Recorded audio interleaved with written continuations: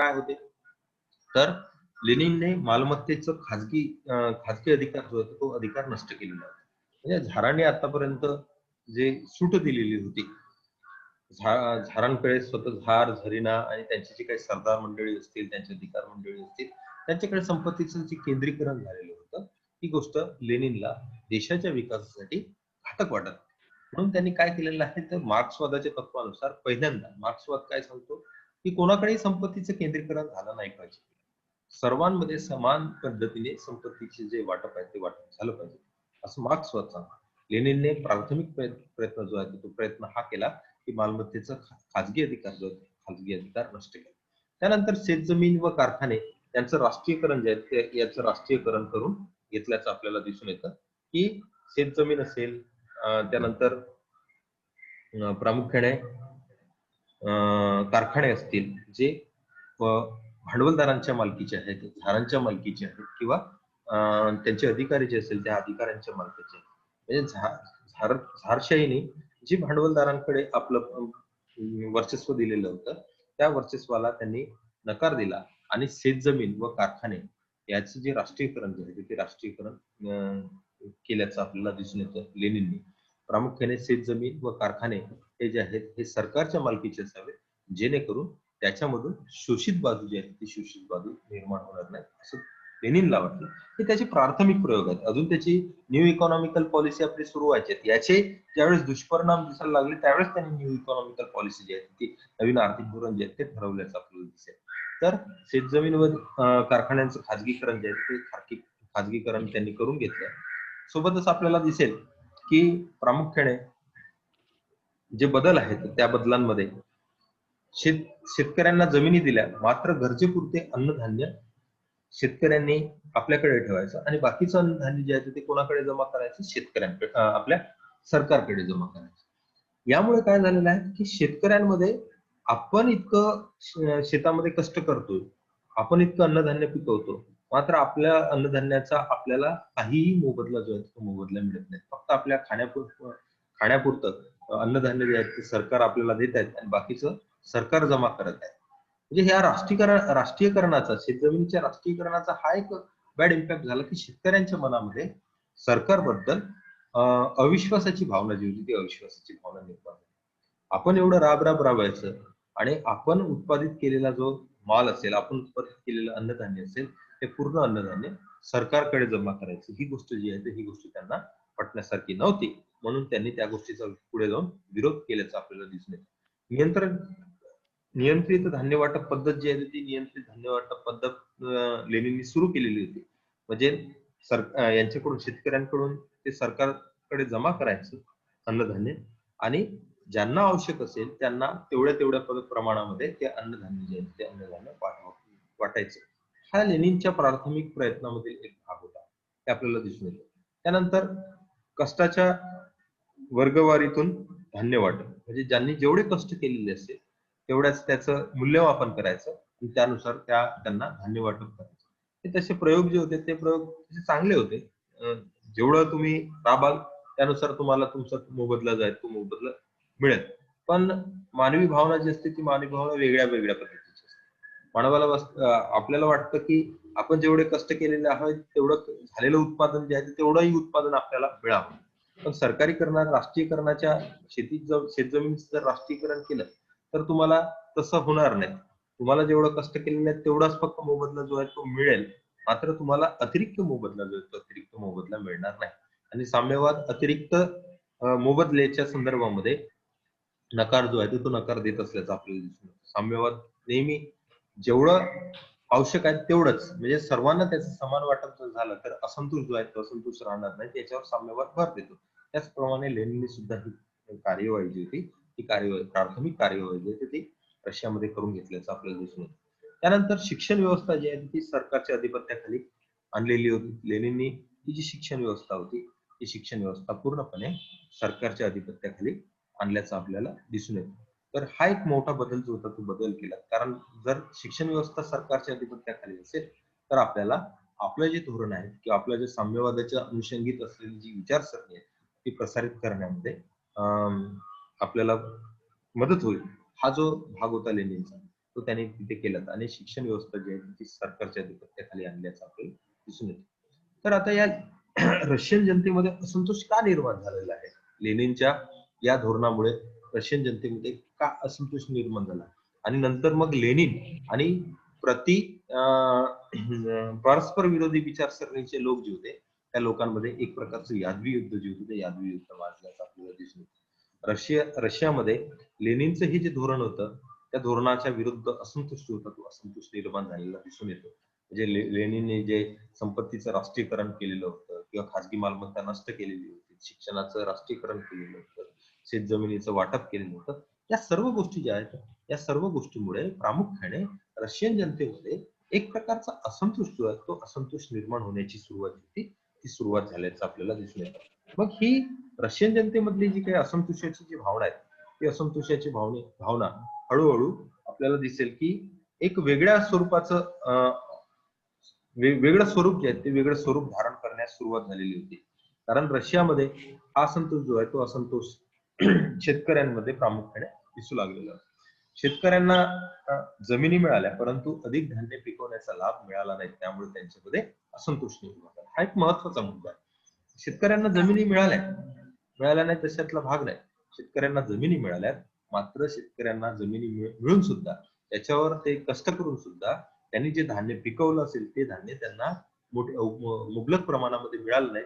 त्याचा आर्थिक लाभ जो तो आर्थिक लाभ त्यांना घेता आलेला नसल्याचं दिसून येतं. त्यामुळे त्यांच्यामध्ये असंतोष निर्माण झाला. त्यानंतर शेतकरी गरजेपुरते आता पिकवू लागले. म्हणजे मग काय त्यांना वाटलं की आपल्याला जर समजा इथं लाभच मिळत नाही तर मग आपल्याला वर्षभराचं लागणारं तेवढं अन्नधान्य जे आहे तेवढं आपण पिकवायचं, त्याच्यापेक्षा अतिरिक्त अन्नधान्य पिकवायचं नाही. मग शेत जमिनी मोठ्या प्रमाणामध्ये शेत जमिनी ज्या आहेत त्या पडीत पडू लागल्या. म्हणजे ज्याच्यामध्ये आपल्याला दिसून येईल की शेतकरी त्या जमिनी ज्या आहेत त्या जमिनीवर अन्नधान्याचं उत्पादन जे आहे ते अन्नधान्याचं उत्पादन घेत नव्हता किंवा त्या कसत नव्हता. त्यामुळे त्या जमिनी ज्या आहेत त्या जमिनी पडीत पडू लागल्याचं आपल्याला दिसून येतं. शेतकरी आपल्या फक्त गरजेपुरतं अन्नधान्य जे आहे ते अन्नधान्य पिकवलं. समजा जास्त पिकवलं तर जास्त पिकवलेलं अन्नधान्य जे आहे ते कोण नेणार? सरकारने येणार. त्याच्यामुळे हा जो असंतोष होता या असंतोषाचा परिणाम असा झाला की शेतकरी गरजेपुरतं पिकवू लागल्याचं आपल्याला दिसून येतं. कामगारांना व्यवस्थापनाची संधी मिळाली, म्हणजे भांडवलदारांकडून त्यांचे अधिकार, भांडवलदारांचे अधिकार काढून घेण्यात आले, कारखान्यावरील त्यांची मालकी काढून घेण्यात आली आणि ती कामगारांकडे देण्यात आली. पण कामगारांना ह्या व्यवस्थापनाची संधी मिळाली पण त्यांना अनुभव नसल्यामुळे मोठ्या प्रमाणामध्ये उद्योगधंद्यामध्ये सुद्धा नुकसान होऊ लागलं.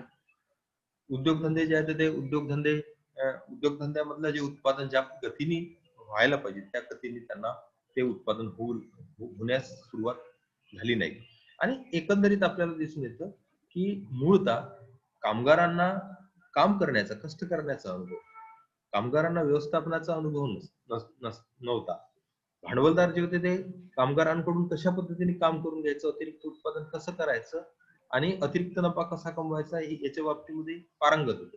कामगार नव्हते पारंगत, परंतु कामगारांना हळूहळू तो अनुभव आला असता.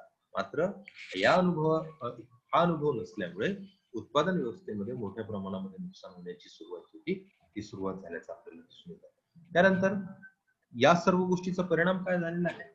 या सर्व गोष्टीचा परिणाम असा झालेला आहे की उपासमार, काळा बाजार, रोगराई, दुष्काळ यामुळे पुन्हा अजून संकटामध्ये भर पडली. लेनिननी साम्यवाद आणला, रशियामध्ये साम्यवाद आणला. जगामधलं पहिलं साम्यवादी राष्ट्र म्हणून रशिया ओळखलं जातं किंवा साम्यवादी क्रांती यशस्वी करणारं राष्ट्र म्हणून रशिया ओळखलं जातं. मात्र या साम्यवादामुळे प्रामुख्याने आपल्याला असं दिसून येतं की ही जी उपासमार होती, काळा बाजार होता, रोगराई होती, दुष्काळ होता, यामुळे संकटामध्ये अजून जास्तीत जास्त प्रमाणामध्ये भर पडत गेल्याची दिसून येते. म्हणजे साम्यवाद कुठं अयशस्वी होतो की काय अशा पद्धतीची परिस्थिती जी आहे ती परिस्थिती निर्माण झाल्याचं आपल्याला दिसून येतं. म्हणून हा महत्वाचा भाग आहे की रशियन जनतेमध्ये जो असंतोष निर्माण झालेला होता हा असंतोष थांबवण्यासाठी, साम्यवाद यशस्वी करण्यासाठी लेनिनला नवीन आर्थिक धोरण जे आहे ते नवीन आर्थिक धोरण निर्माण करावं लागलं. रशियन जनतेत असंतोष निर्माण झाला आणि त्या उठाव सदृश्य परिस्थिती निर्माण झाली आणि या सदृश्य परिस्थितीमुळे कुठे साम्यवाद आपला समाप्त होतो की काय, आपली बोल्शेविक क्रांती अपयशी होतो की काय, अशा पद्धतीची लेनिनच्या मनामध्ये भावना निर्माण झाली आणि लेनिनने नव्या आर्थिक धोरणाची घोषणा जी आहे ती घोषणा केल्याचं आपल्याला दिसून येतं. तर नव्या आर्थिक धोरणामध्ये काय होतं? लेनिनच्या नव्या आर्थिक जे धोरण होतं त्या नव्या आर्थिक धोरणामध्ये काय होतं? What was लेनिन्स new economic policy? काय होतं ते त्याच्यामध्ये? काय बदल केलेले होते त्यांनी त्याच्यामध्ये? तर ते बदल करत असताना आपल्याला दिसून येतं नवीन आर्थिक धोरणामध्ये न्यू इकॉनॉमिकल पॉलिसीमध्ये त्यांनी शेती खुलेपणा जो होता तो शेतीमध्ये खुलेपणा आणलेला होता. म्हणजे प्रामुख्याने सामूहिक जी शेती आहे, राष्ट्रीयकरण जे केलेलं होतं शेतीचं, ते राष्ट्रीयकरण त्यांनी काढलं नाही. शेतजमीन जे आहे ते सरकारच्याच मालकीची. मात्र जे काही भूमीचे पट्टे जे दिलेले होते, त्या भूमीचे जे दिलेल्या पट्ट्यामध्ये उत्पादन शेतकऱ्यांना त्यांचं उत्पादन करण्याचा पूर्ण अधिकार, ते उत्पादन सरकार जे आहे ते सरकार उत्पादन त्यांच्याकडून घेणार नाही, अशा पद्धतीचं ठरवण्यात आलं. म्हणजे मग काय झालं, शेतकऱ्यांना एक प्रकारचं स्वातंत्र्य मिळालं, की आपण जास्तीत जास्त उत्पादन केलं तर आपल्याला लागते तेवढं उत्पादन आपण ठेवायचं स्वतःकडे आणि बाकीचं उत्पादन जे आहे ते विकायचं. त्याच्यातून मिळकत जे आहे ते जेवढी मिळकत असेल, जेवढं प्रॉफिट असेल, जेवढं आपल्याला मिळत असेल तेवढं आपण मिळवून घ्यायचं. अशा पद्धतीचा खुलेपणा जो होता, शेतीमधील खुलेपणा हा जो होता, हा नवीन आर्थिक धोरणानुसार न्यू इकॉनॉमिकल पॉलिसीनुसार लेनिननी सुरू केल्याचं आपल्याला दिसतो. त्यानंतर दुसरा महत्वाचा मुद्दा जो आहे तो महत्वाचा मुक्त व्यापार, ज्याला ओपन डोअर पॉलिसी आपण म्हणतो, ते ओपन डोअर पॉलिसी त्यांनी सुरू केली.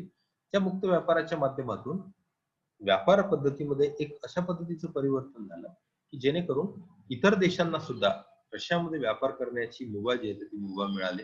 रशियन लोकांना सुद्धा इतर देशांमध्ये व्यापार करण्यासाठी जाण्याची मुभा मिळाली आणि व्यापारामधला हा जो खुलेपणा होता त्याच्यामुळे चलन व्यवस्थेमध्ये एक प्रकारची जी गती होती ती गती आणण्यास सुरुवात जी होती ती करण्यात आली. त्यानंतर लेनिनने नवे चलन जे होते ते नवे चलन झारच्या परंपरागत कालखंडापासून सुरू आलेलं जे चलन होतं ते चलन बंद केलं आणि त्याला एक प्रकारचं अमेरिकन डॉलर सारखं जे डॉलर आणि युरोपामधलं असणारा प्रामुख्याने ब्रिटन मधलं असलेला पौंड याच्यासारखं जे आहे ते त्याला वलय प्राप्त व्हावं आणि त्याचं जे हे आहेत म्हणजे त्याची जी काही मूल्य आहे त्या चलनाचं ते जास्त असावं. या धोरणातून त्यांनी नवीन चलन जे होते ते नवीन चलन याच्यामध्ये आणलं, चलन व्यवस्थेमध्ये आणल्याचं आपल्याला दिसून येतं.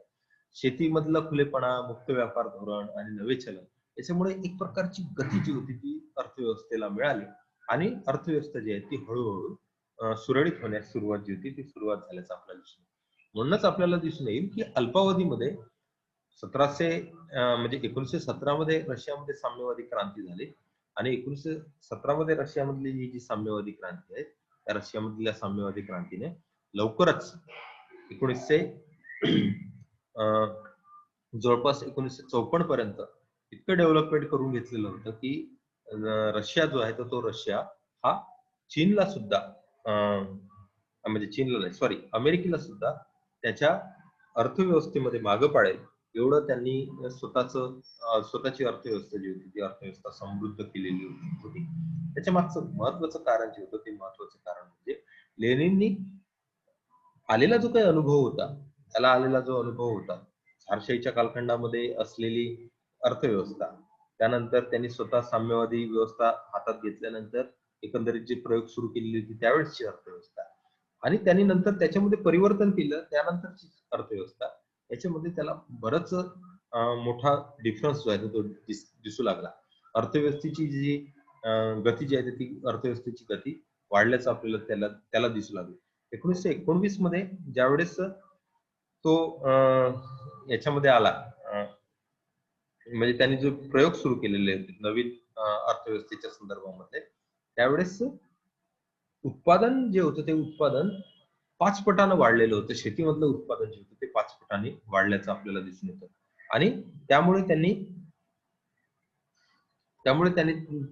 त्या व्यवस्थेमध्ये परिवर्तन करून घेतलं आणि असं दिसून येतं की जेणेकरून शेतकऱ्यांना जर मोकळीक दिली तर उत्पादन जे आहे ते उत्पादन चांगल्या पद्धतीने होऊ शकतं ही गोष्ट त्यांच्या लक्षात आली आणि त्यानुसार त्यांनी शेतकऱ्यांना मोकळीक दिली. शेतकऱ्यांना ज्याला म्हणतो आपण फ्री हँड दिलं आणि ज्या पद्धतीने शेतकऱ्यांना शेती करायची त्या पद्धतीने शेतकऱ्यांना शेती करण्याची मुभा दिली. शेतकऱ्यांना जे लागणाऱ्या ज्या काही वस्तू आहेत त्या वस्तू सुद्धा काही प्रमाणामध्ये सरकारकडून पुरवण्याची सुविधा जी होती ती सुविधा उपलब्ध करून दिली. अशा पद्धतीने एकंदरीत शेती उत्पादनामध्ये मोठ्या पद्धतीचं परिवर्तन जे होतं ते मोठ्या पद्धतीचं परिवर्तन झालं आणि 1921 ते 1933 या दरम्यानच्या कालखंडामध्ये रशियामधलं अन्नधान्याचं उत्पादन इतकं वेगाने वाढलं की रशियन जनतेला ते सर्व रशियन जनतेला पुरून ते अन्नधान्य ते बाहेरच्या देशामध्ये एक्सपोर्ट करू शकत होते. एवढ्या पद्धतीचं अन्नधान्य जे होते अन्नधान्य त्यांच्याकडे निर्माण होण्याची सुरुवात जी होती ती सुरुवात झाली. हे कशामुळे शक्य झालेलं होतं? फक्त लेनिनच्या अर्थव्यवस्थेतील चक्रामध्ये थोडं परिवर्तन केल्यामुळे. त्यासाठी त्यांनी प्लॅनिंग केलेलं होतं. आपल्याला दिसून येतं की आपण ज्यावेळेस रशियन राज्यक्रांतीच्या संदर्भामधली माहिती लक्षात घेतो त्यावेळेस आपल्याला रशियन मधला साम्यवाद फक्त दिसतो. मात्र रशियामध्ये हा जो साम्यवाद आहे हा साम्यवाद यशस्वी करण्यामध्ये ज्या लोकांनी महत्वाची जी भूमिका दर्शवलेली होती ती सुद्धा अतिशय महत्वाची भूमिका जी आहे ती आपल्याला लक्षात घ्यावी लागते. त्यामध्ये लेनिन असेल, स्टॅलिन असेल, हे जे लोक होते या लोकांनी महत्वाचं योगदान जे आहे ते महत्वाचं योगदान दिल्याचं आपल्याला दिसेल. आणि ते आपल्याला त्यामुळे आपल्याला लेनिनच्या या नवीन आर्थिक धोरणाचा विचार जो आहे तो विचार करत असताना या गोष्टीचा विचार करावा लागतो की प्रामुख्याने रशियामध्ये हे धोरण जे आहे हे धोरण कशा पद्धतीने त्यांनी यशस्वी केलं आणि कशा पद्धतीने परिवर्तन जे आहे ते शेतीमधले असेल परिवर्तन हे परिवर्तन त्यांनी कशा पद्धतीने करून घेतलं हा भाग आपल्याला याच्यामध्ये लक्षात घ्यावा लागतो. त्यानंतर मुक्त व्यापार धोरणाच्या संदर्भामधला भाग आहे तो भाग सुद्धा आपल्याला त्याच्यामध्ये बघता येईल. त्यानंतर आपल्याला दिसेल की लेनिनचे हे जे नवीन आर्थिक धोरण होते या नवे आर्थिक धोरण होते तो त्या नवीन आर्थिक धोरण कशा पद्धतीने लेनिनच्या नव्या आर्थिक धोरणात काही प्रमाणात खाजगीकरण व काही प्रमाणात राष्ट्रीयकरण याला मान्यता देण्यात आलेली होती. आतापर्यंत जो साम्यवाद खाजगीकरणाला विरोध करत होता त्या साम्यवादात लेनिनच्या साम्यवाद आहे कार्ल मार्क्सच्या नाही. लेनिनच्या साम्यवादाने मात्र खाजगीकरणाला प्रोत्साहन देत होते. खाजगीकरणाला प्रोत्साहन दिलं. काही प्रमाणामध्ये त्याचं काही प्रमाणामध्ये उद्योगधंद्यांचं राष्ट्रीयकरण जे त्या राष्ट्रीयकरणाला सुद्धा मान्यता दिली. दुसरा जो भाग आहे तो आहे खाजगी उद्योग, खाजगी व्यापार व खाजगी मालमत्तेला विशिष्ट मर्यादेपर्यंत पूर्णपणे त्यांनी मान्यता दिल्याचं आपल्याला दिसून येतं. म्हणजे खाजगीकरणाला एक प्रकारे प्रोत्साहन दिलं हे आपण त्याच्यामध्ये लक्षात येतं. त्यानंतर आपल्याला लक्षात येईल की लेनिनच्या या धोरणाला कट्टर साम्यवादी नेत्यांनी विरोध केला असला तरी याच्यामध्ये ट्रॉयस्की नावाचा जो नेता होता त्यांनी तर प्रामुख्याने विरोध केलेला होता की अशा पद्धतीचं जे धोरण आहे. स्टॅलिननी सुद्धा काही प्रमाणामध्ये विरोध केलेला होता पण नंतर लेनिनने यांना समजावून सांगितलं की हे अशा पद्धतीने होऊ शकत नाही. तर आपण तीच भूमिका ताठर भूमिका साम्यवादाच्या संदर्भामध्ये घेत राहिलो तर कदाचित आपल्या देशाचा विकास होणार नाही आणि ही जी अर्थव्यवस्था ही अर्थव्यवस्था सुदृढ होणार नाही असं त्यांना वाटलं. त्यानंतर सर एक विचारायचं होतं. हा बोला सर न्यू इकॉनॉमिक पॉलिसी कधी इंट्रोड्यूस केली सर लेनिननी न्यू इकॉनॉमिक पॉलिसी 1921 मध्ये त्यांनी ती इंट्रोड्यूस केलेली आहे. आणि त्याच्या अगोदर त्याचे जे काही परिवर्तन चाललेले होते ना ते परिवर्तन फक्त त्यांनी हळूहळू परिवर्तन बघितले. 1917 मध्ये बोल्शेविक क्रांती झाली.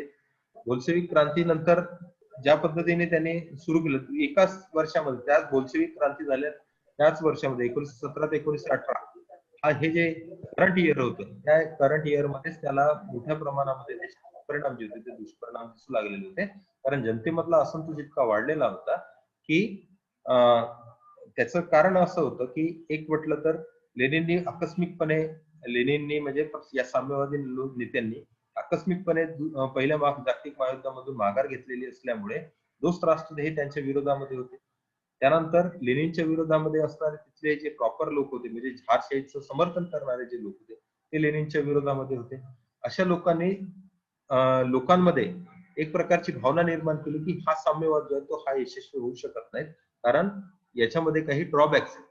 ते ड्रॉबॅक्स त्यांनी सांगण्यास सुरुवात केली आणि ज्या पद्धतीने रशियामध्ये एकंदरीत साम्यवादाविरुद्ध वातावरण निर्माण होण्यास सुरुवात झाली अशा वेळेस लेनिननी ही जी नवे आर्थिक धोरण जे आहे ते नवीन आर्थिक धोरण सुरू करण्याची सुरुवात जी आहे ती सुरुवात केल्याचं आपल्याला दिसून येतं.